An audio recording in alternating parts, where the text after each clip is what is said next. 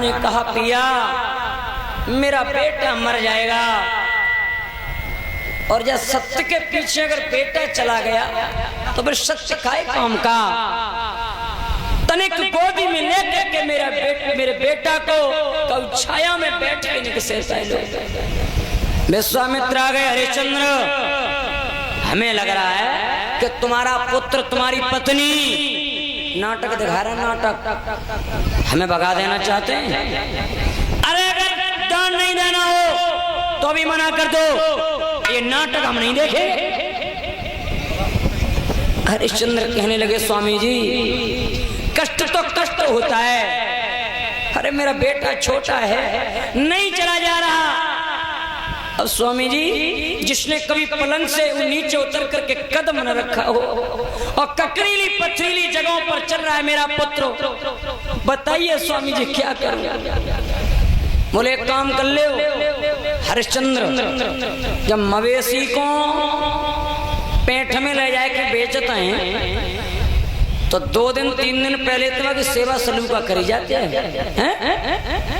अगर तुम कुछ खाओगे पियोगे नहीं तो मर जाओगे, और मर गए तो भैया हमारा घाटा हो जाएगा।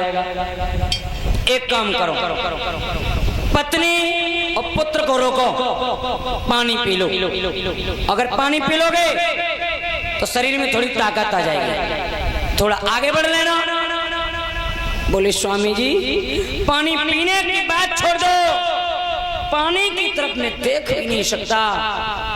विश्वामित्र कहने लगे लला बिना पानी के तो जिंदगानी खत्म है, बिना पानी के जिंदगानी नहीं है। बात बोले देखो एक भजन है बहुत सुंदर, पानी शब्द कई जगह आया है, जगह जगह पानी शब्द आया है। पानी बिना जिंदगानी अखारत, बिना पानी और जिंदगानी है। पानी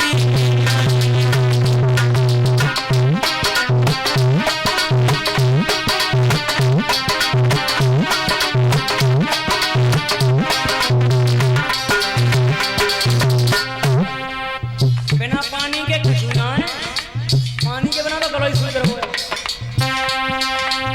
पानी बिना जिंदगानी अखारत, और बिना पानी जिंदगानी है। पानी बिना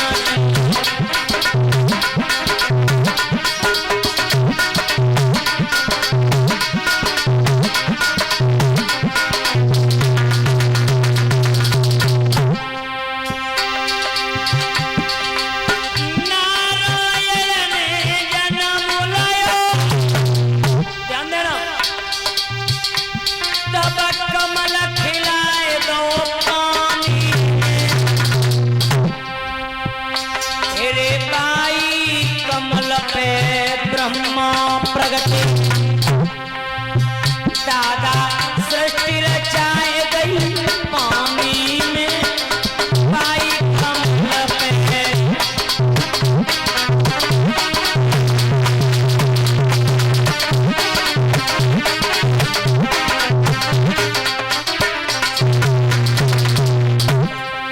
नारायण ने जन्म लियो कमल खिलाए दो पानी में, और बाई कमल पे ब्रह्मा प्रगटे सृष्टि रचाई गई पानी में। और सुना पानी की महिमा, सीता चुरा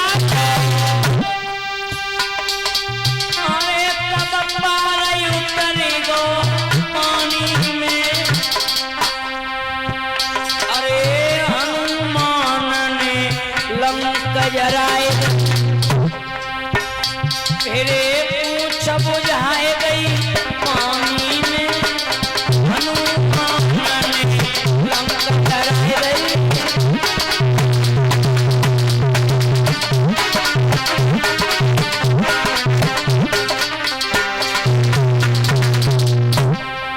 रावण ले गो सीता चुरा के पार उतर गो पानी में। वो हनुमान ने लंक जराई, पूछ बुझाए गई पानी में। एक कौतुक और हुआ पानी में,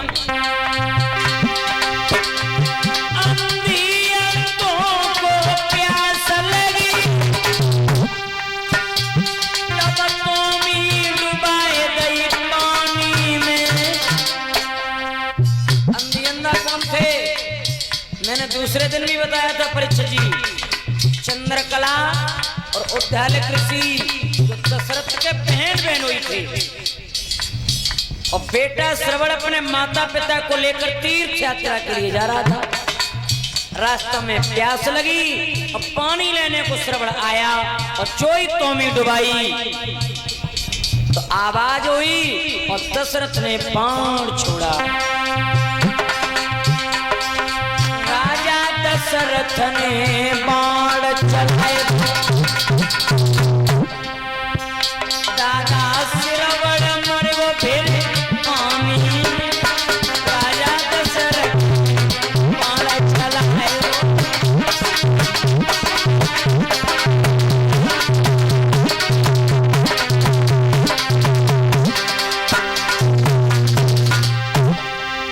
ऊपर पानी नीचे और हम तुम बैठे पानी में। रात कौन के ज्यादा बस गो कौन कम बस गो, इतो यंत्र बाबा, लेकिन पानी जरूर बरसा है। ऊपर पानी नीचे पानी और हम तुम बैठे पानी में, और वो चिनकी आंखें में पानी न हो, सो डूबे के मरे जाए पानी में।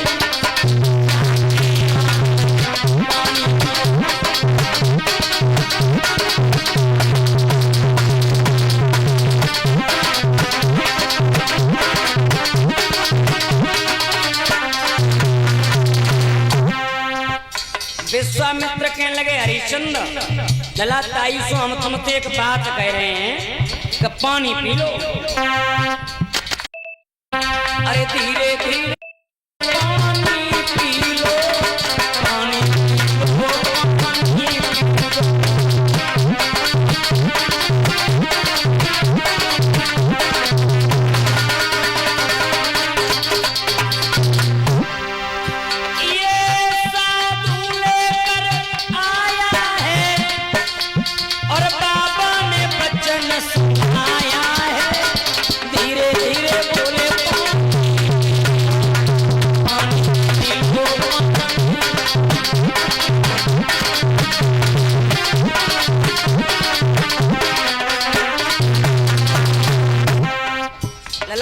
पानी पी लो, पानी की अगर जरूरत हो ए जल्दी से तुम तीनों पी लो नी,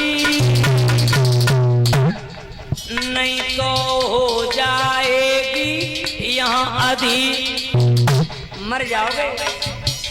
पानी पी लो, पानी पी लो।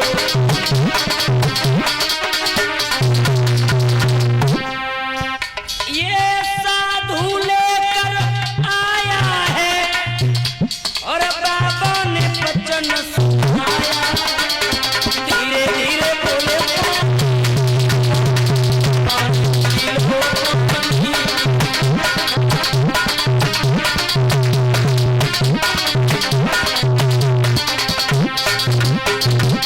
पानी पी लो, तीनों पानी पी लो अन्यथा मर जाओगे। भक्तों, तीनों प्राणियों ने मना कर दिया स्वामी जी पानी की हमें जरूरत नहीं है, हम तो खुद ही पानी पानी है तुम्हारे वचन के मारे। बोले अगर पानी नहीं पीना चाहते तो देर मत करो, नाटक मन दिखाओ, आगे बढ़ो और जितनी जल्दी हो सके मेरा कर्जा अदा करो। जिस रानी ने कभी कभी पलंग से नीचे कदम नहीं रखा था, ककरीली पथरीली जगहों पर चलते चलते माता पैरों में छाले पड़ गए, पैर सूज गए, लेकिन बड़ी मुश्किल से जैसे तैसे चलते चलते काशी नगरिया में प्रवेश किया। विश्वामित्र ने तीनों प्राणियों को एक ऊंचे टीले पे खड़ा कर लिया। देखिए काशी के लोगों, अब तक तुमने बाजारों में केवल पशुओं को बिकते देखा होगा, लेकिन आज पहली बार तीन प्राणी बिकवे को आए हैं। एक स्त्री है, एक पुरुष है, एक बच्चा है। अगर किसी को जरूरत हो तो खरीद ले जाओ। तो चक्रवर्ती सम्राट उसके इशारे पर हजारों दास दासियां नाचते थे, मुंह की तरफ देख रहा है और उसकी कीमत हो रही है। ये भक्त की कीमत है, भक्तों, भक्त की, राजा की नहीं। भक्त ऐसा आ गया। अब तीनों प्राणी ठगे से ठाड़े हैं और विश्वामित्र काशी नगरिया में आवाज लगाए रहे हैं। काशी की बीच और नगरिया में, ए नगरिया में कीमतें होती नगरिया में, होती नगरिया में।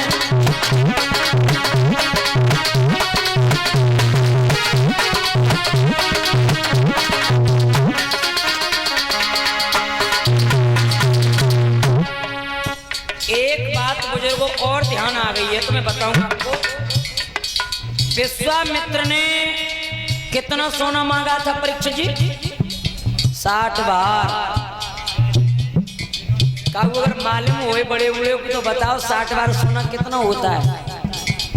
शायद काऊ मालूम होए तो बताओ ना, बताओ। चलो मैं बता रहा हूँ। 60 बार सोना। देखो तोले की जो वजन है, तोले का वजन, ये समय समय पे बदलता रहा है ना? तो सटीक अनुमान तो नहीं, लेकिन एक अनुमान वजन जरूर बता सकता हूँ। आज के तोले के हिसाब से 60 बार सोने की जो भार था, जो वजन था, एक बार 20 तोले का पद्म पुराण में प्रमाण है। 20 तोले सोना एक बार में आता था। तो समझ लो कि 60 बार सोना मांगा, यानी 60 गुणा 20 कर दो, 1200 तोले लगवा। अब तोले की जो क्षमता है वो घटती बढ़ती रही है। पहले अपने यहाँ तोला होता था, अब 15 ग्राम का, फिर हो गया 12 ग्राम का, अब केवल 10 ग्राम का तोला है अपने यहाँ, है ना? ये भार वजन बढ़ता घटता रहता है। प्राणियों की तीनों की कीमत हो रही है। अरे काशी बीच नगरिया में, नगरिया में, अरे कीमतें है भाई कजरिया, भाई का कीमतें है भाई कजरिया।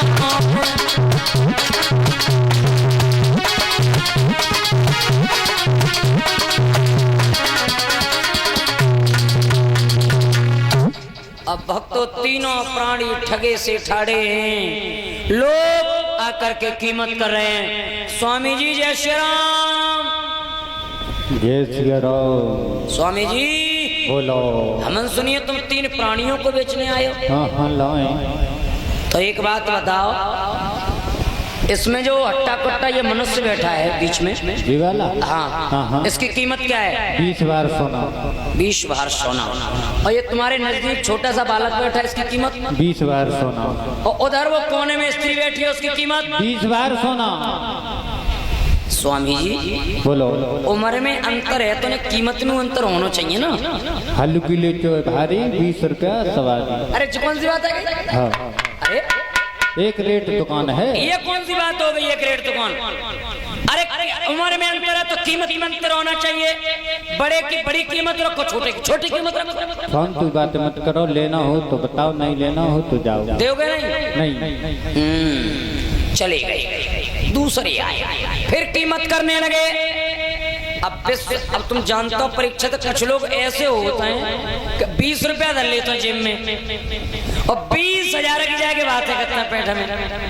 ऐसे देखें 1 रुपया लेंगे और बयानों धर देंगे हाथ में, बोले बता भैया भैंसिया कीमत, और जेब में रुपया ना है, जेब में रुपया ना है, लेकिन 1 रुपया धर के और भैंस की कीमत कर देता हाल।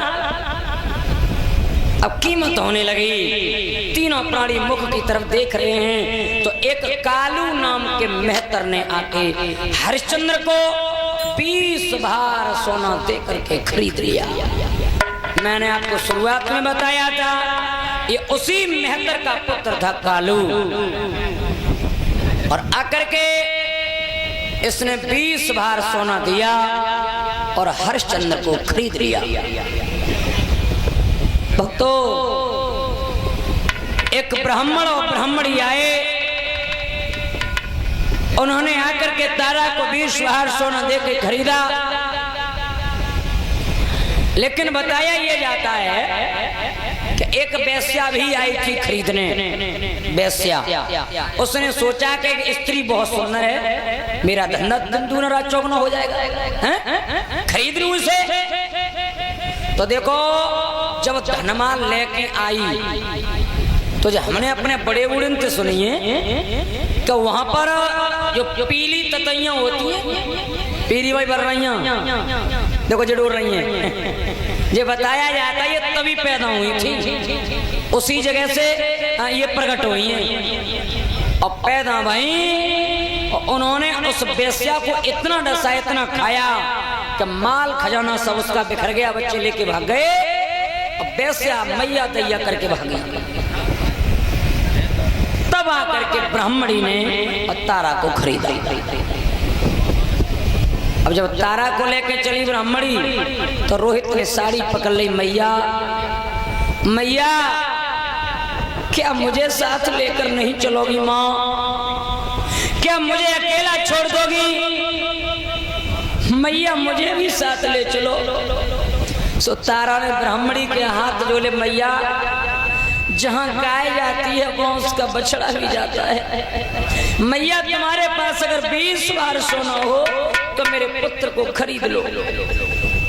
सो ब्राह्मण को दया आ गई। ब्राह्मण ने 20 बार सोना दे करके और रानी तारा को भी खरीद लिया। अब तो तीनों प्राणी आगे को बढ़े। हरिश्चंद्र का विषय हो गया।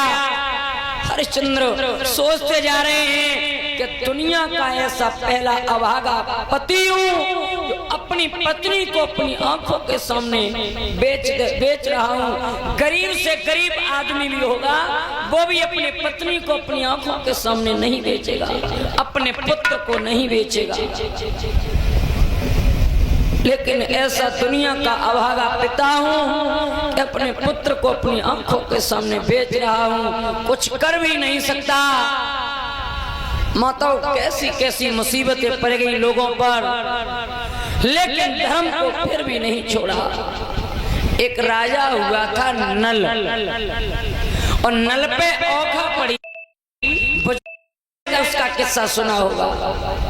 नल पे जाकर औखा पड़ी तो दमयंती ने तेली के घर जाके नौकरी करी थी, खाए को रोटी नहीं मिली। माताओं, कितना वक्त बुरा रहा था। मैं बताऊंगा आपको एक लाइन।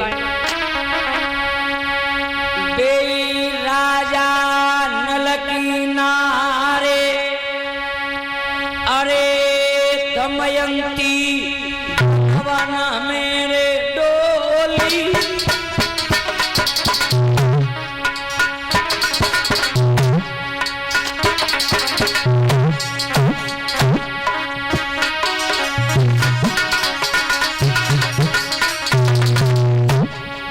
ध्यान देना। अरे बेई राजा नल की नारे, दमयंती बन बन मेरे डोली। मैया तेल के घर गई जाए सरसों, अरे बोलू मेरे पेरी।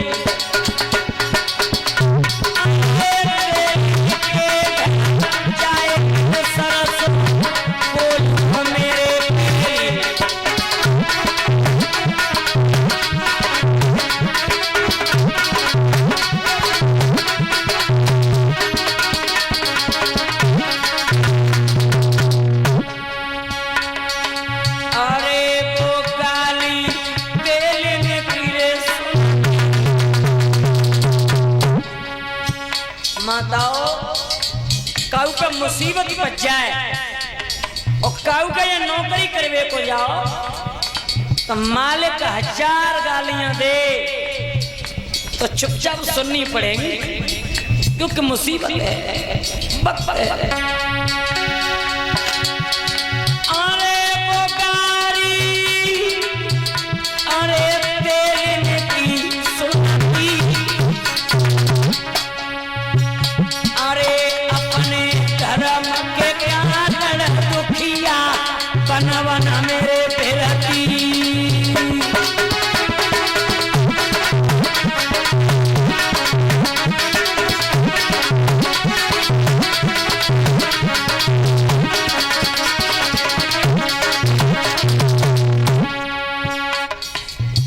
राजा नल की नार दमयंती माता सरसों फटकना नहीं जानती थी।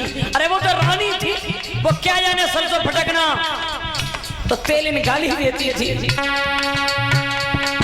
सरसों फटके न जाने नल की नार, सरसों फटके न जाने वो नल की अनार।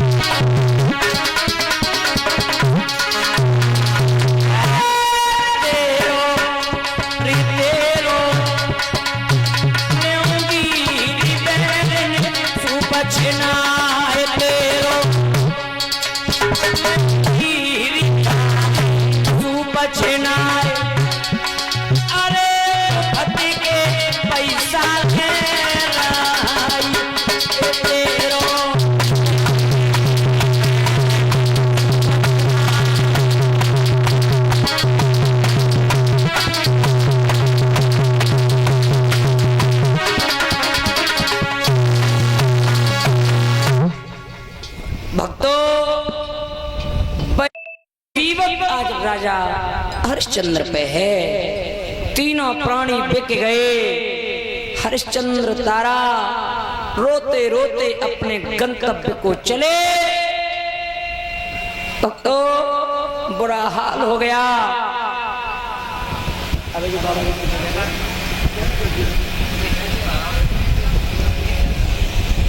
और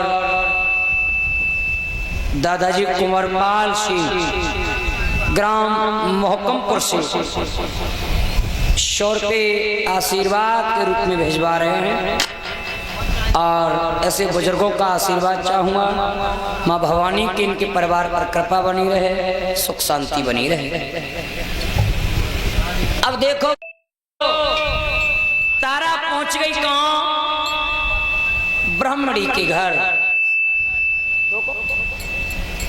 जाकर के खाना इत्यादि बनाती है, झाड़ू पोंछा करती है, बर्तन मांजती है जूठे। पुत्र रोहित छोटे मोटे कामों में हाथ बटाता है।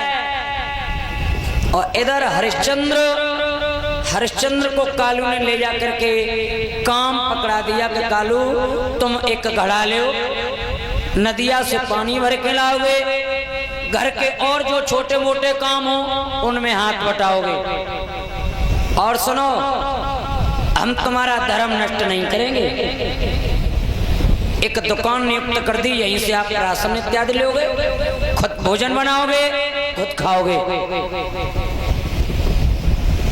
राजा से है गए भिखारी बखत खरी बलिहारी। कालू ने पूछा तेरा नाम?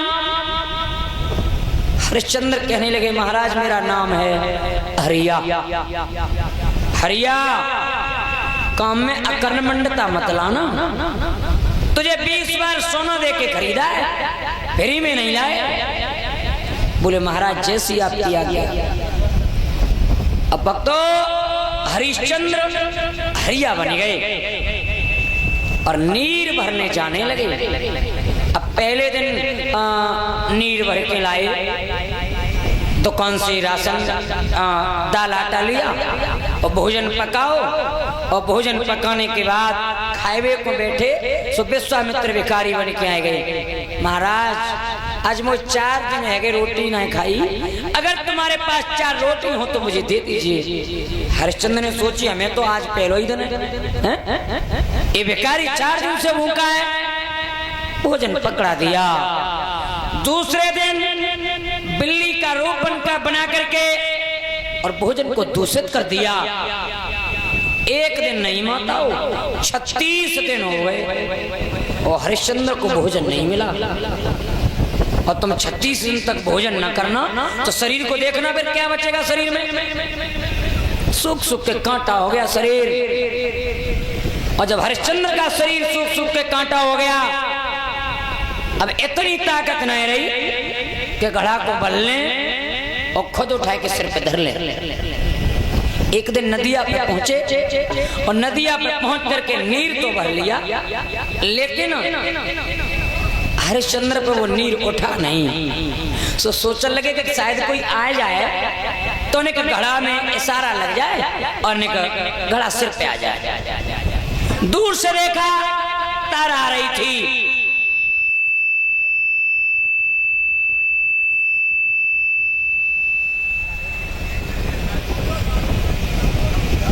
तारा आ रही थी। सो हरिश्चंद्र के दिल में धीरज बढ़ गया और तारा नजदीक आई। सो हरिश्चंद्र ने एक बात कही, तारा बहुत अच्छे समय पे आई है, मेरा ने घड़ा उठवा दे। मेरा घड़ा नहीं उठ रहा, तारा ने पानी का सहारा लगा दे। और हरिश्चंद्र बोले,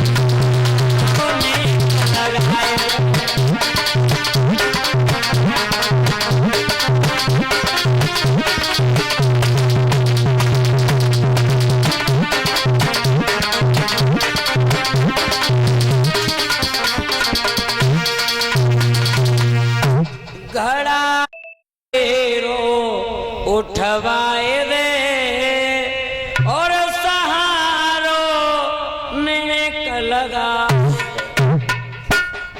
ये छोटी बेटिया है तान्या, जो रजनेश भाई की पुत्री है। और तान्या ने एक हार से हमारा सम्मान किया है। ये बेटी दीर्घ आयु हो और आगे चलकर माता पिता का नाम रोशन करे। परमात्मा की कृपा बनी रहे, ऐसी मेरी कामना है। हरिश्चंद्र ने तारा से कहा, मेरा गला उठवा दे। तारा कहने लगी, पिया पिया तुम पे घड़ा